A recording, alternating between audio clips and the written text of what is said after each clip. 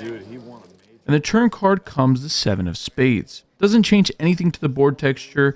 If I'm ahead, I'm still way ahead. I decided to bet at this point here for $60. I think getting called here by one or both opponents doesn't change anything of the outcome for me specifically. I'm looking to bomb the river either way. Only one player, which is the +1 player, decides to make the call. We're going off to a river card that doesn't change a whole lot as well, as it comes a queen of clubs. Again, I think, at least I'd hope, one of my opponents be 3-betting with ace queen. But again, they're recreationals, maybe they're not.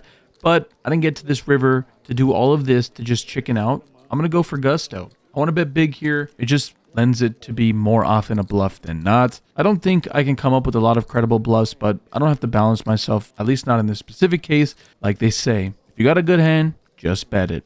I go ahead and do that. I make it $275 to go. Absolutely going massive here.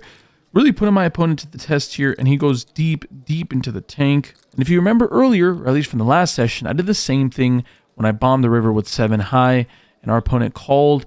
This is the same opponent in a very similar situation on a board that's fairly dry. He ends up making the call. Nice. So obviously what happened early on in this session maybe paid off, maybe it didn't. Either way, we're shipping this pot in our direction. Let's go ahead and keep trekking forward as things haven't been going all that well for us thus far.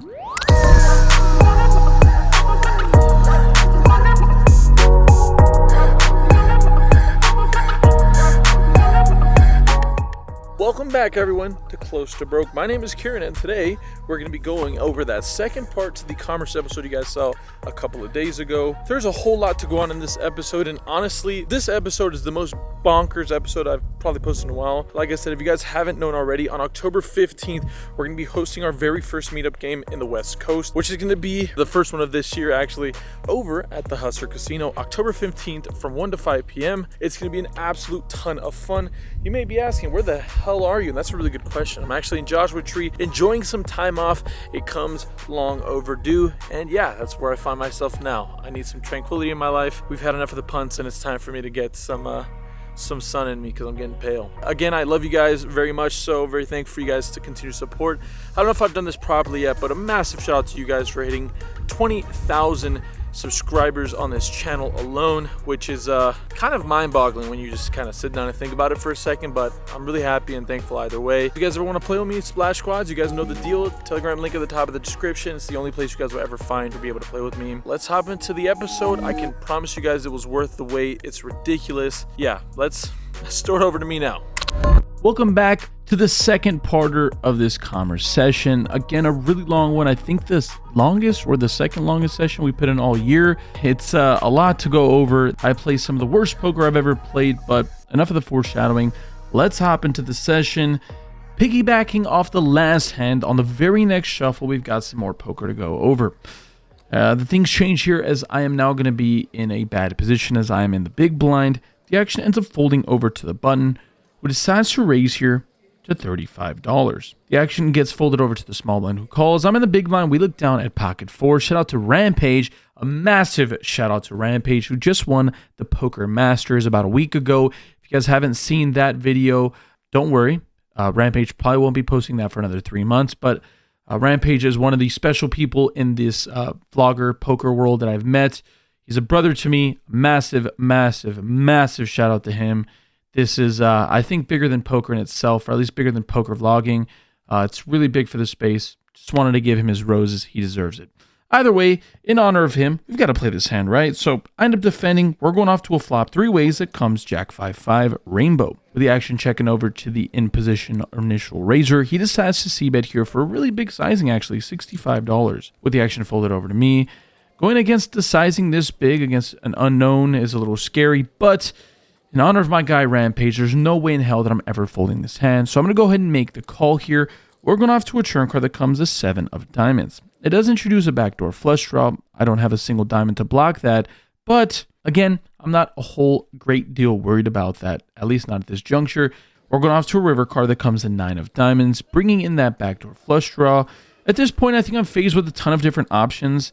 The one thing I don't want to do is check it over to my opponent and have to face like an $80 or $100 bet and not know what the hell to do. I'd rather put the hands that he might even consider bluffing with, like ace high or king high, into a bind and maybe even get them to call a really small blocker bet. I decided to lead out here for $25. I think going even smaller sometimes is even okay. I think I did nitpick at this in the past where I said going too small might be stupid, but this is just supposed to look like a check, but freezes an opponent from making a larger bet. They see this bet and just think like, ah, man, I would have bet bigger, but I don't think I can raise. I don't think my hand is good enough to raise. So my opponent thinks about it for a little bit before deciding to fold. Pretty happy with everything in that hand. Of course, we could have been way ahead the entire time, but I start a little blocker bet, and it's also good to pay homage to one of my favorite people in poker. Things are continuing to progress for us in this very next hand. The cutoff decides to limp here, and I look down at Jack 8 of hearts here from the button. I decide to isolate, $50 to go. Only the small blind makes a call. And we're going off heads up to a flop with our opponent having somewhere in the neighborhood of $250 in his stack behind. The flop comes outstanding. Jack 10-6 with 2 hearts, top pair, flush draw. What more can you ask for? The action checks over to me. And to get things started, to get money in the middle, I've got to put money in the middle, so I do that. $50 to go. Our opponent pretty quickly makes a call. We're going off to a turn card that comes a 6 of spades. Okay, doesn't change a whole lot here. I don't think my opponent off of $250 is probably calling with a 6 in his hand pre-flop or calling the flop with bottom pair, but when the action's checked over to me, I think I can get a ton of value here from flush draws themselves. We don't block all of them, as well as some other random middling pairs. And of course, sometimes we're just getting value owned. They can have queen jack, king jack, ace jack. All of those holdings still exist, but I didn't get to this point to run away like a little scaredy cat. So I end up putting our opponent all in. $200 is now the price of poker. He slides out his stack like he was always looking to do so.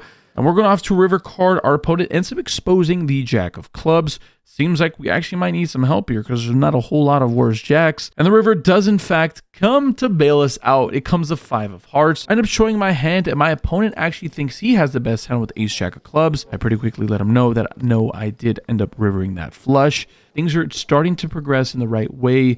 There's a lot more in this session. Yeah, there's going to be like a bull in a china shop or whatever they say, because shit gets off the rails, and it gets off the rails quickly.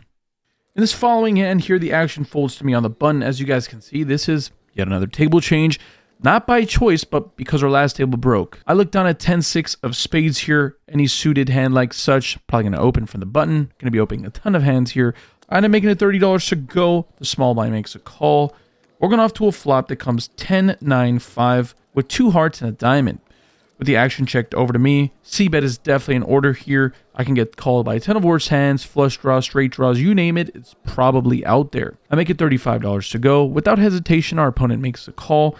We're going off to a turn card that comes the ace of spades. Look, when overcards come on the turn after you flop top pair, everybody gets scared like, oh my god, what a bad turn card. But if you think about things and you step back a little bit, something that honestly I don't do often enough, this is honestly not that bad of a card for us. Especially when the opponent checks it over to me, I think we can pretty credibly discount most aces. Our opponent's gonna be 3-betting all of the really strong aces pre-flop, and most of the suited ones at that. And beyond that, the ace is probably better for my range than his in general. I can see myself still getting value from those straight draws, as well as some middling pairs. I make it $65 to go. Don't need to go too big here. Anywhere in the neighborhood of 30 to 50% seems to be the perfect amount. Our opponent ends up making the call here, and we're going off to a river card that comes the queen of spades. Okay, at this point, I wave the white flag. Even this is a little too thin for me to go. Our opponent checks it over to me. This is a pretty easy and clear check back. Our opponent ends up showing king 5 of diamonds here, so we end up getting absolute max value. Really happy with the way we played that hand. Look, we're going to misplay hands. We're going to play hands fairly well sometimes. And in this case, we ended up on the ladder. We ended up breaking down a situation and ranging our opponent correctly and getting the absolute maximum against bottom pair. Okay, by this point in the session, I'm getting really tired. I think it's 2 or 3 in the morning. And as I've talked to you guys many a time before, I'm just not that good at playing deep into the session. But there's going to be some mistakes made. And I'm not going to even ask you guys to take it easy on me. Look, I'm a public figure. I post poker content online. If you don't like my play, that's your opinion. But I've got to be honest. When things don't go well, I've got to share it. And that's just a part of this game we play. In this next situation, there's a blind raise on. The action is on me in middle position. I look down at a suited connector. A hand this good. Going to go ahead and raise it. $60 to go.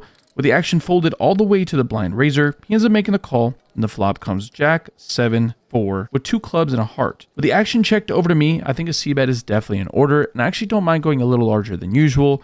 I have a draw here. I have 6 high. There is some incentive to get this hand taken down. The one thing I will say is this board doesn't coordinate a whole lot with my middle position opening range, besides specifically jacks, maybe 7s. I decided to bet $80, and our opponent pretty quickly decides to cut out a raise to 225.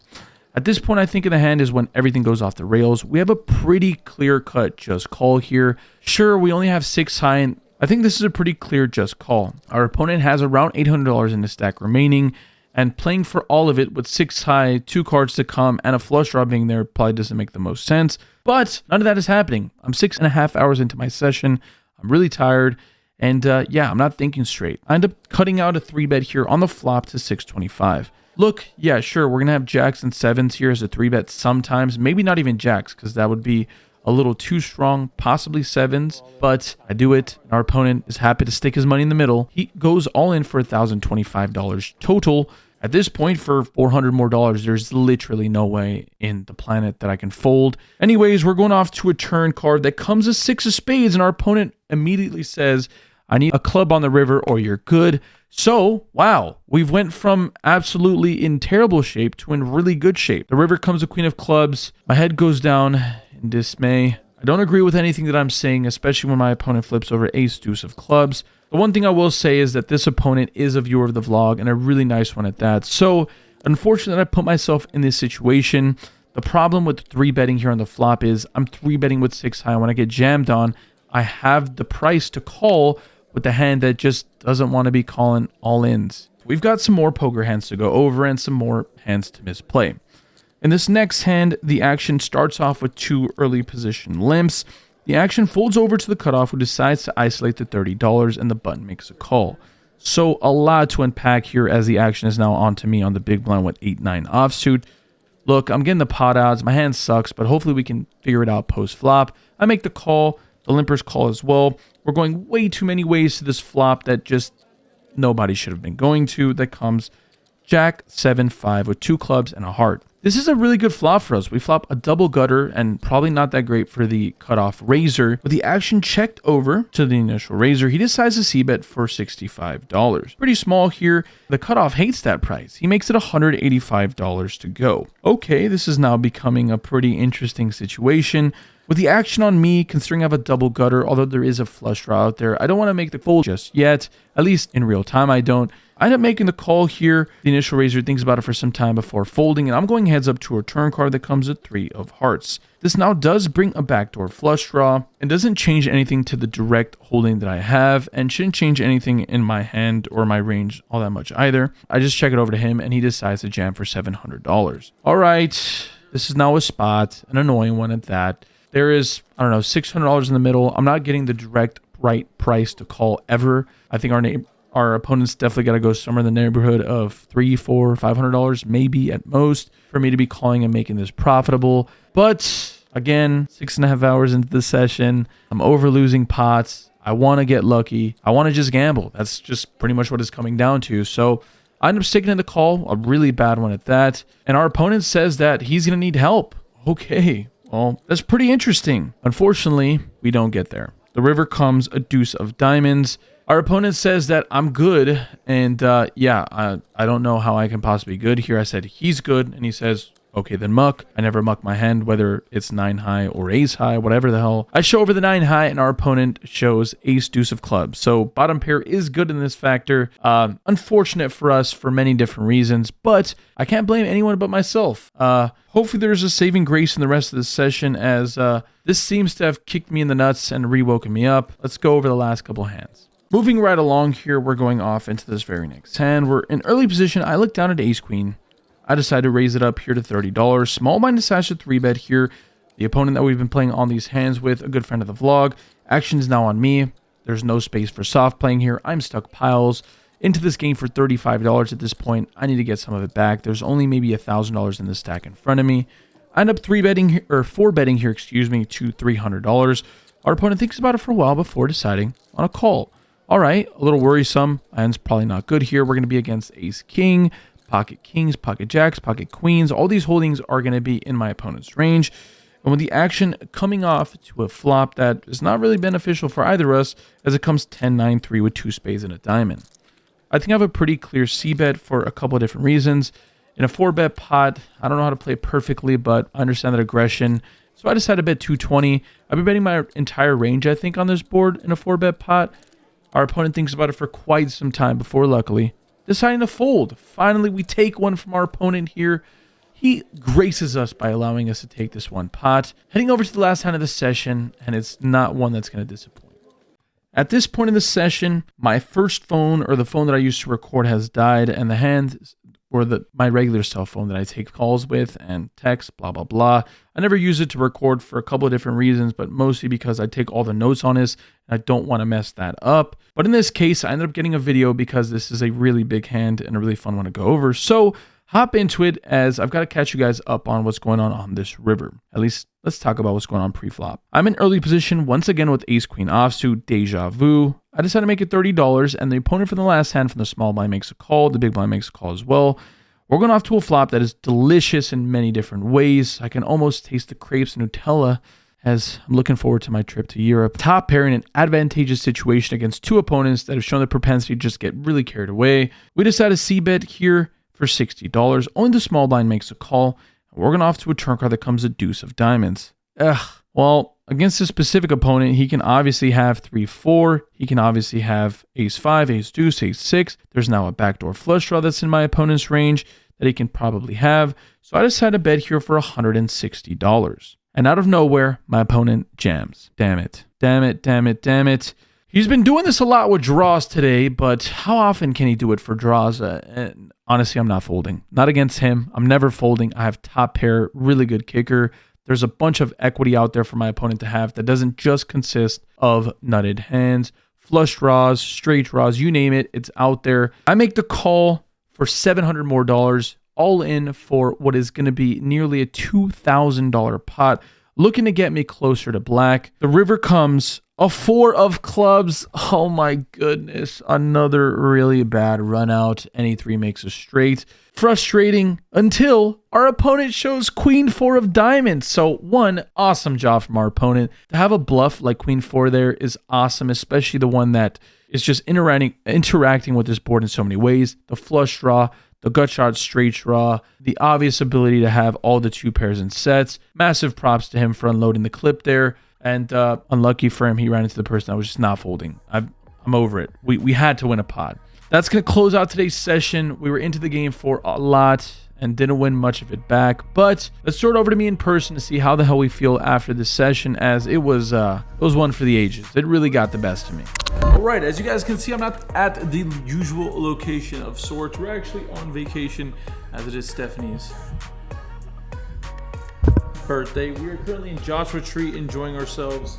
Maybe the next episode I'll try to head over to Morongo or something to kind of pay homage to the location that I used to go before I was the age of 21. To wrap up today's session, we were into the game for $3,500 and out for $1,900 exactly, or like $1,900, a couple of dollars. But session I think we played pretty poorly in, and the only thing that, like I said, that really ended up saving our session was the ace-queen hand, the very last ace-queen hand, the last couple of hands. So for now, I'm gonna enjoy the tranquility, the peace of this area, as it's much overdue. The lifestyle that you have to run through in Los Angeles is kind of second to none, especially with the fact that we own restaurants and stuff like that. But the business side of my life alone is really overwhelming, let alone the side that's making YouTube videos, because that adds a ton of stress as well. If you guys haven't already, make sure to click the like button on the video below. It goes a really long way in helping these videos reach new guests, to new people, to new beautiful members of the C2B familia. The one thing I will say is a lot of people have been telling me that notifications haven't been getting to them. So they've just been seeing it in their feed, but not getting notified. So make sure you guys have the notification bell on, and just know that I post every single Tuesday and Thursday. So by the time you guys wake up, or by the time you guys are hitting lunch in most of parts of the world, I should have a video uploaded. So either way, that's gonna do it for me. I'm going to enjoy the rest of my trip. Stephanie and I will be hanging out by the pool and hopefully, enjoying our time. Thank you guys again for stopping by. Stay happy, healthy, and more importantly, we're gonna tables y'all. Deuces.